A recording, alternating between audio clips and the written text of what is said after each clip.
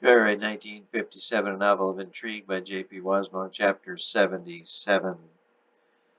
"Where are you headed?" the Border Patrol officer queried as James rolled down the window. "Kelowna," James answered, handing him his driver's license. "Business or pleasure?"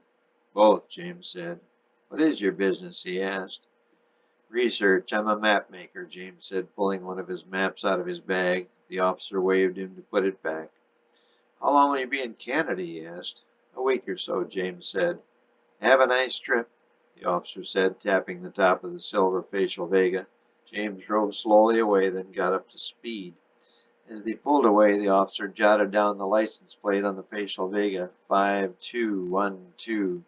It was a black plate with white letters, but he did not get the state. He thought it Montana, but wasn't certain. He then tore up the paper and dumped it in the nearby ditch. He relit his pipe and went back to his office. There was relief on both their faces. Bree leaned over and kissed him as he accelerated up to the legal Canadian speed limit of 100 kilometers per hour. They drove by the nearly completed Okanagan Falls Dam, which left no remaining beautiful falls, and on into Kelowna. "I'm glad our crossing went so well, baby," Bree said. "Yeah, I'm a lucky man," he said with real sincerity.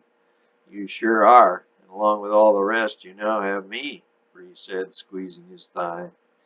"We'll get a room in Kelowna and then do some exploring tomorrow," he said. "I want you to do some more exploring tonight," she said, squeezing his thigh more firmly. "I do, too. We'll have to eat and then get rid of this car," he said. A slight bit of angst came to her beautiful face, but then immediately disappeared. As she remembered, she was on an adventure with a man who loved her more than anyone she had ever known. She had been on the run for 48 hours and never had felt more joy, ever.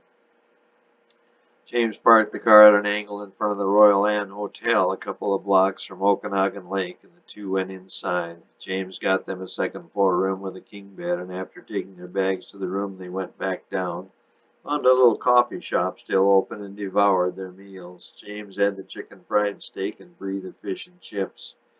The two walked arm in arm down to the lake, stared at the moonrise, and then walked back to their room. They stripped off all their clothes, crawled under the heavy down covers, lay in each other's arms, and kissed long and slow.